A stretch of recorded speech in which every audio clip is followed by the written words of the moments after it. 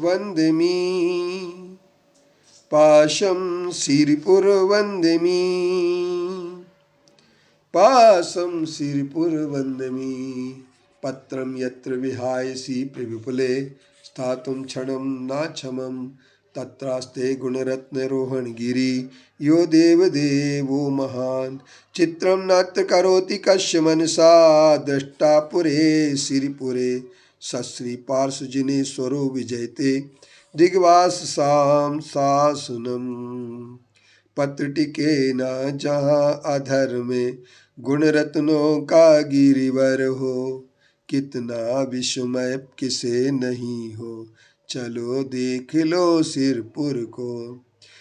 देवों के भी देव पार्श्वजिन अंतरिक्ष में शांत रहे युगों युगों तक दिगंबरों का जिन शासन जयवंत रहे। जिस तरीके से आपको विदित हो गया होगा कि हठ योग में दिगंबर स्वरूप ऋषभदेव का आराधन किया गया है, परमहंस मार्ग ही उत्कृष्ट है और वही योग मार्ग है, इस बात को बताने के लिए नारद परिवारजक उपनिषद में 6 अध्याय के 25वें मंत्र में कहा गया है मुमुक्षु परम हंसाख्य साक्षान मोक्षाई के साधनम। अर्थात इसके द्वारा यह सिद्ध होता है कि परमहंस योगी को ही साक्षात मोक्ष का एकमात्र साधन बतलाया गया है। सचमुच में अजैन शास्त्रों में भी जो जैन शास्त्र नहीं हैं उनमें भी जहाँ कहीं श्री ऋषभदेव आदिनाथ भगवान का वर्णन आया है और वहाँ उनको परमहंस मार्ग का प्रवर्तक बतलाया गया है। इस आधार पर यह बात सिद्ध हो जाती है कि जो लोग दिगंबर पंथ से चिढ़ करके और अनेक प्रकार की कपोल कल्पित कहानियों को गढ़ते रहते हैं, उन लोगों के लिए ये प्रश्न खड़ा करते हैं वो कि वीर के वंशज कौन? हम तो वीर के वंशज हों या ना हो ये बात एक अलग है, लेकिन हम तो परम दिगंबर स्वरूप ऋषभदेव के वंशज अवश्य है और ऋषभदेव से पूर्व जितने भी दिगंबर मान्यता को हम प्राप्त करते हैं, जहाँ हम उपनिषदों में दिगंबर स्वरूप को देखते हैं तो वहाँ पर हमारे तदेतद विज्ञाय ब्राह्मण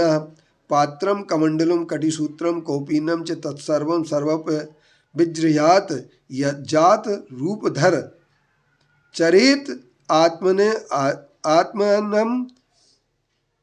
अविच्छेद यथा जात रूपधरो निर्द्वंदो निष्परिग्रो तत्व ब्रह्म मार्गे सम्यक्त संपन्ना शुद्ध मानसा प्राण संधारणार्थ यथोक्त काले। इस तरीके से वो कहते हैं कर पात्रेण अन्येन वा याचिता आहारम लाभा लाभे समो भूत्वा निर्ममा शुक्ल ध्यान परायणा अध्यात्म निष्ठा शुभाशुभ कर्म निर्मूल परा परमहंसा संन्यास पूर्णानंद एक बोधा तद ब्रह्म अहमस्मि ब्रह्म प्रमणम अनुस्मरम भ्रमण कीट का न्यायेन शरीर त्रयमुत्सृज्येन संन्यासनेन एव देह त्यागम करोति सकृत्कृत्या भवति इति उपनिषद। अर्थात हम ऐसा जान सकते हैं कि ब्राह्मण अर्थात ब्रह्म ज्ञानी पात्र कमंडल कटुसूत्र लंगोटी इन सब चीज़ों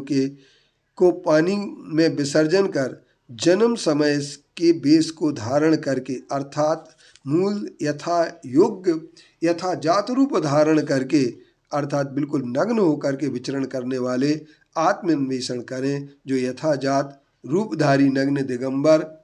निर्द्वंद निष्परिग्रह तत्व ब्रह्म मार्ग में बलि प्रकार संपन्न शुद्ध हृदय प्राण धारण के निमित्त यथोक्त समय समय पर 5 घरों से विहार कर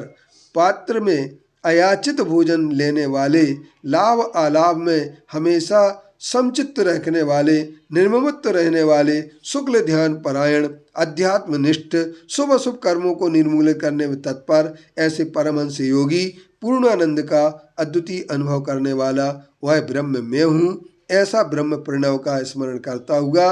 भ्रमर कीट न्याय से अर्थात कीड़ा भ्रमरी का ध्यान करता हुआ स्वयं भ्रमर बन जाता है। इस नीति के अनुसार तीनों शरीर को छोड़ करके देह त्याग करता है, वह कृतकृत्य है। ऐसे उपनिषदों का जाबलोपनिषद में भी हमें मिलता है, खंड 6 और मंत्र 3 में। और शुक्ल ध्यान परायण शब्द देख करके ऐसा लगता है कि सचमुच में दिगंबर स्वरूप धारण करने पर ही शुक्ल ध्यान की प्राप्ति होती है। वस्त्र धारण करने वालों को कभी मोक्ष की प्राप्ति नहीं होती है। यह सनातन हिंदू धर्म में हमें प्राप्त होता है।